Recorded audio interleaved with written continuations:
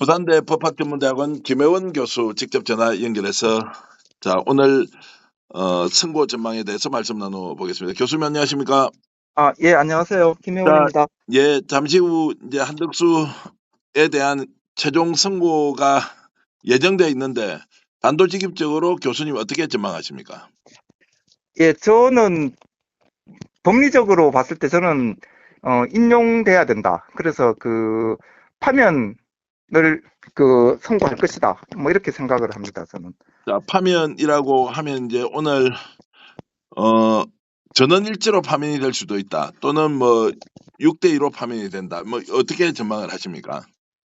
저 뭐 구체적인 저 숫자까지는 잘 모르겠습니다만은 그냥 법리적으로 봤을 때 한덕수 총리는 파면을 피하기가 좀 어렵다 이렇게 생각을 합니다. 왜냐하면은 뭐 다른 여러 가지 쟁점들이 있겠습니다만은 무엇보다도 헌법재판관 3인을 임명을 안 해서 이 헌법재판소가 중요하게 기능을 해야 되는 이 시점에 헌법재판소 기능을 굉장히 많이 저해한 것이고요. 그리고 이것에 대한 위헌성은 우리 헌법재판소도 이미 국회와 저 마흔여 재판관 임명을 둘러싸고 국회하고 최상목 권한 대행 간의 어떤 권한쟁의 심판에서도 확인한 바가 있고요. 그렇게 본다면은 한덕수 국무총리의 권한 행사가 헌법에 중대하게 헌법 가치를 훼손했다. 뭐 이렇게 저는 생각을 해서 위헌 인용할 것이다 이렇게 생각을 합니다. 하고 또 일각에서는 정족수 문제를 또 문제 삼아서 인용되지 않을 것이다 이렇게 이제 보는 입장도 있는 것 같습니다. 그런데 그것도 저는 사실은 조금 동의하기 어려운 것이 정족수라는 것은 이제 대통령의 경우에 국회에서 탄핵소추를 의결할 때 3분의 2인데 그렇다면 그걸 대통령 권한 대행에게도 이제 그렇게 적용하겠다는 것 같습니다. 그 주장은. 그런데 그렇다면은 대통령 권한을 대행하는 대행하는 그 기간 동안에는 대통령과 동일한 어떤 지위로 이렇게 인정한다는 것인데, 그러면은 대통령 권한 대행했던 사람은 대통령으로 출마도 못하는 것인지, 대통령 중임 금지 조항이 있으니까 현행 헌법에는요. 근데 그런 이야기들은 안 하고 있지 않습니까? 네. 그렇다면은, 그리고 뿐만 아니라 우리 헌법에 대통령 권한 대행이라는 별도의 직이 있는 것이 아니라 국무총리 혹은 국무위원이 자신이 권한을 행사하는데 그 지위에 딸린 종속된 것이거든요. 그래서 특정한 헌법 현실적인 상황이 생겼을 때 해당 직에 딸려서 해당 권한을 임시적으로 행사할 수 있는 그런 지위에 지나지 않는 것이기 때문에 그런 것들을 고려해서 본다면은 권한 대행에 대한 탄핵 소추가 국회 3분의 2가 필요하다. 이렇게 보는 것은 우리 헌법의 취지하고도 맞지 않고, 그러면 대통령이 국무위원들 전체와 공모해서 내란을 일으키거나 뭐 이렇게 할 때 그것들을 현실적으로 국회에서 저지하는 것들이 굉장히, 불리한 상황, 굉장히 어려운, 곤란한 상황이다. 근데 그렇게 우리 헌법이 예정하고 있다. 이렇게 보는 것은 굉장히 어려운 일이다. 이렇게 생각이 듭니다. 자, 그래서, 그럼 예, 교수님 이제 두 가지로 나눠서 보겠습니다. 일단 이제 인용 가능성이 매우 높다는 것이고, 특히 이제 마은혁 재판관을 비롯한 재판관 3인에 대한 임명을 거부한 것이 중대한 헌법 위반이기 때문에 이것은 이제 인용을 통해서 파면으로 이룰 수밖에 없는 이제 헌법적 해석을 할 수 있다는 말씀이고, 두 번째는 국회에서 이제 국무총리 대통령 권한대행 한덕수 국무총리에 대한 의결 정족수를 이제 과반이다라고 이제 했던 부분도 결국 한덕수는 대통령이 아니기 때문에 단지 대통령의 권한을 대행한 것이기 때문에 국무총리에 준하는 이제 탄핵 의결 정족수로 충분하다. 이제 이런 말씀으로 일단 이해를 하겠습니다. 예, 이어서 질문을 좀 드리면 상수 언론이 지금 기각을 이제 예상하고 있는데, 자, 기각을 예상하기 때문에 오히려 한덕수 총리에 대한 탄핵 선고를 앞당겼다. 이제 이런 말이 더 많습니다. 그런데 교수님 보시기에는 왜 그러면 당초 알려진 바대로 윤석열에 대한 탄핵 선고 그리고 한덕수에 대한 탄핵 선고가 이루어질 것이라고 했는데 이것이 왜 뒤집어졌느냐, 이 부분에 대해서는 어떻게 보십니까? 예, 저 사실 그냥 이제 법리적으로 봤을 때, 그리고 또 이걸 선회하자면, 왜냐하면은 헌법재판소가 대통령 윤석열에 대한 탄핵 심판을 이제 그 가장 먼저 하겠다 이런 취지로 이미 앞서 이야기한 바가 있었지 않습니까? 그런데 그럼에도 불구하고 그 한덕수 국무총리 탄핵건을 이제 먼저 다루는 것이어서 그러면은 헌법재판소 스스로가 이제 이야기했던 바하고도 조금 충돌하는 측면이 있는데 그럼에도 불구하고 그 헌법재판소가 그 정치적인 판단 뭐 이런 고려보다는 그 법리에 입각해서 그리고 헌법에 입각해서 판단한다고 전제한다면은 헌법재판소 입장을 선회한다면은 저는 이렇게 생각합니다.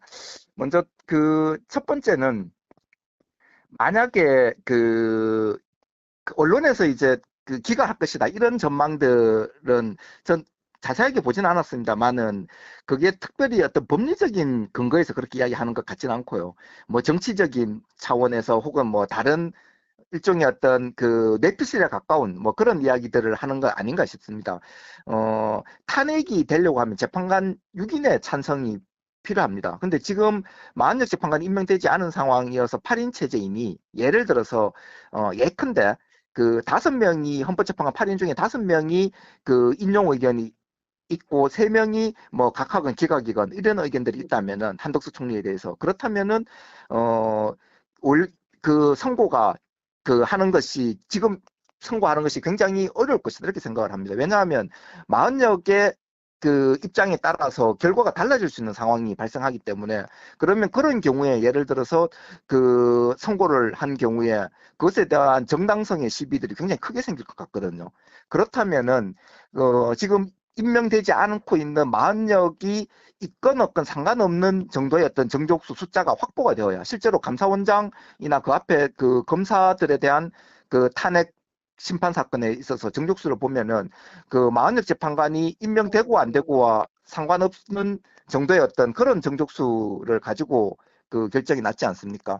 그렇다면은 예를 들어서 기각 이제 언론에서 뭐 많이 그 저기 그 기대하고 있는 혹은 예상하고 있는 그 기각이나 각하 의견이 되려고 하면은 적어도 현재 상황에서 헌법재판관 8명 중에 4인이 그 인용에 반대하는 입장들이어야 가능할 터인데 법리적으로 4명이나 그것에 대해서 반대하지는 않을 거다 이렇게 생각이 들고요. 무엇보다도 지금 8명 중에 재판관 2명은 그 한덕수가 국무총리가 임명하지 않았던 사람이지 않습니까? 임명 안 했던 사람이고 그러면은 한덕수 국무총리가 파면에 달하지 않는다는 것은 어쩌면은 현재 8인 체제 하에서도 재판관 2명에 대한 그 지위에 흠집이 나는 것이다 이렇게 볼 수 있거든요. 만약에 한덕수 국무총리가 파면에 되지 않으면은 마흔역이 임명되는 것도 더 요원한 일 될 뿐만 아니라 그 최상목 권한대행 체제에서 임명된 2사람에 대한 그 헌법재판관으로서의 지위에 흠집이 생기는 것이니 그러니 그 지금 현재 8인 체제에서 그 2명의 재판관뿐만 아니라 다른 재판관들도 헌법재판소가 현재 내리는 결정에 대한 이 흠결이 가능한 한 적은 방향으로 되는 것이 그 스스로의 어떤 권위를 확보하는 차원에서는 긍정적으로 기여하는 것이다 이렇게 볼 수 있고요. 그렇다면은 말씀하신 질문과 관련해서 저는 이렇게 생각합니다. 헌법재판소가 스스로 대통령 윤석열에 대한 탄핵 심판보다 이걸 먼저 한 것은 처음에는 대통령 윤석열에 대한 탄핵 심판을 가장 최우선적으로 한다고 이렇게 이야기를 했음에도 불구하고 살펴보니 예컨대 그 한덕수 국무총리를 파면에 이르지 않은 상황에서 그 윤석열 대통령에 대한 파면 선고를 하게 되면은 그러면은 그 한덕수 국무총리가 임명하지 않았던 이 2사람의 재판관에 대한 그 흠집의 가능성들이 있을 수 있기 때문에 그러한 높아심에서 굳이 헌법재판소가 이렇게 그 판단하고 있는 상황들을 좀 선회한다면은 그런 차원에서 먼저 그러한 어떤 그 논란들을 애당초 줄이기 위해서 한덕수 국무총리에 대한 탄핵 심판을 대통령 윤석열에 대한 탄핵 심판보다 먼저 하려고 하는 거 아니겠느냐. 저는 이제 그렇게 선회하고요. 그러면 그렇게 되면은 그 최상목 권한대행에서 임명된 2사람의 그 헌법 지위에 대한 아무런 흠집이 생기지 않는 것이 되는 네. 것이니 그 상황에서 대통령 윤석열에 대한 탄핵 심판을 선고하려고 하는 거 아니겠느냐. 뭐 그렇게 기대해 봅니다, 저는. 자, 그렇게 이제 이해를 하고요. 지금 김 교수님은 헌법재판소의 그 헌법연구관 출신이시기도 하죠. 예, 뭐 전 조금 근무해서 헌법재판소 산하에 있는 헌법재판연구원의 책임연구관으로 예, 조금 예. 있었습니다. 예. 자, 그리고 이제 오늘 이 선고가 윤석열 탄핵에 이제 최종적으로 영향이 있다, 없다. 영향이 있으면 왜 있는 것이고, 영향이 없다면 왜 영향이 없는 것인지 좀 설명 좀 부탁드리겠습니다. 법리적으로는 각각 다른 사건이니까 영향을 미치면 안 되는 것이다 이렇게 생각을 하고요. 다만 오늘 선고 내용들을 봤을 때 헌법재판관들의 이제 입장들이 어떤지가 조금 더 드러나지 않을까 싶습니다. 특히 그 한덕수 국무총리 탄핵 사유와 관련해서 그 내란 행위에 가담된 것 아니냐 뭐 이런 내용들이 있지 않습니까 사실은요. 그래서 이것에 대한 부분들은 대통령 윤석열 탄핵권하고 이제 같이 맞물려 있는 것 아닌가. 그래서 그러한 그 정보들을 조금 얻을 수 있다 이렇게는 볼 수 있겠습니다만은 기본적으로 양자는 다른 사건이다. 뭐 그렇게 생각합니다. 자, 만약에 인용이 되면 윤석열 인용도 훨씬 더 가능성이 높은 것 아닌가요? 그렇게 볼 수는 없습니까? 저는 인용이 된다면은 그 헌법재판소가 그 정치적 판단들보다는 법리에 충실하게 판단을 했다는 어떤 그러한 어떤 그 근거가 될 것 같고요. 그리고 뭐 윤석열 대통령은 파면에 이르는 것은 피할 수 없는 것이다. 예. 이게 뭐 이미 뭐 피할 수 없는 상황인 것이고 그래서 그 일각에서 이제 정치적으로 자꾸 헌법재판소를 판단을 예단하는 것을 저는 조금 그 안 해야 되는 거 아닌가 이런 생각이 조금 듭니다. 예. 예. 자, 우리가 바깥에서 이렇게 해석하는 것은 헌법재판소 내부 사정이 반영되었다라고 그 예상하는 것도 또 사실에 맞지 않다. 뭐 이렇게 저는 이해를 하겠습니다. 교수님 말씀은 그렇게 제가 들렸고요. 예, 자, 그 말씀하십시오. 한 가지만 조금 더 말씀드리고 싶은 게 그런 측면도 있지만은 이게 그 헌법재판관들도 뭐 언론들을 보지 않겠습니까 사실은요.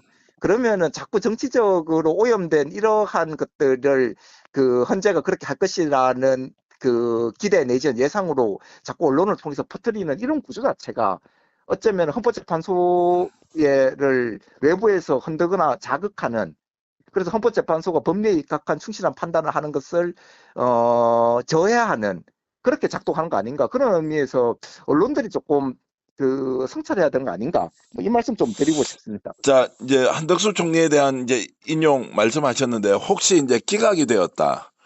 그러면 그것이 윤석열 탄핵 선고와 연관이 있느냐 없느냐 이 부분을 마지막으로 좀 질문드리면 어떻습니까? 예, 양자는 기본적으로 다른 사건입니다. 다른 사건이고 그 다음에 그 대통령이 주도적으로 나서서 지금 사실 계엄 선포한 것은 그 대통령이 중심으로 한 것이 그 분명한 사실인 것이고요. 예, 예. 그럼 거기에 방조나 뭐 도움을 줬거나 이런 것하고는 차원이 다른 문제이어서 설사 전 그렇게 생각 안 합니다만은 설사 한덕수 국무총리가 그 대한 것이 파면이 되지 않는다 하더라도 그 대통령 윤석열에 대한 그 탄핵이 인용이 되지 않을 것이다 이렇게는 생각하지 않습니다. 그래서 인용될 것이다 이렇게 저는 봅니다. 자, 선고 시기는 오늘 이제 한덕수에 대한 이제 탄핵 선고를 마무리하면 윤석열에 대한 탄핵 선고도 곧이어서 이루어진다 이렇게 보시는가요? 그렇게 돼야 된다고 생각을 합니다. 이미 많이 늦어졌고요.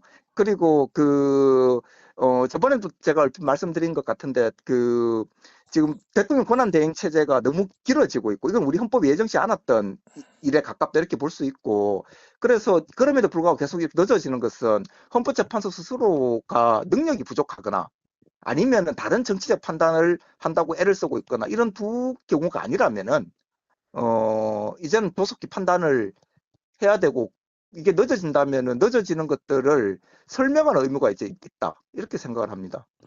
혹시 이제 그 예상치 못했던 뭐 다른 변수가 생겼다라는 게 아니라면 빨리 승복해야 한다. 이 말씀에 예상치 못한 변수를 매우 헌법재판관 8인이 정치적 고려를 하는 것 아니냐라는 이제 의심에 대해서는 어떻게 보십니까?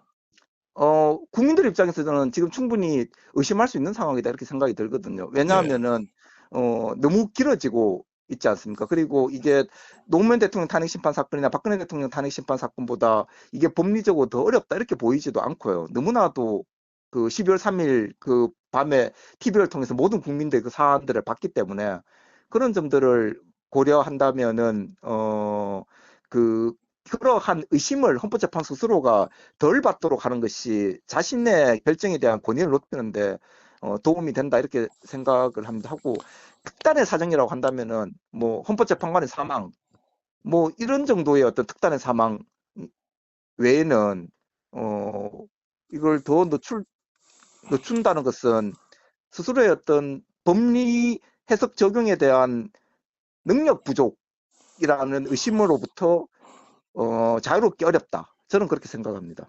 알겠습니다. 오늘 이런 시간에 이렇게 전화 통화해 주셔서 감사드립니다. 자, 지금까지 부산대학교 법학전문대학원 김혜원 교수였습니다. 고맙습니다.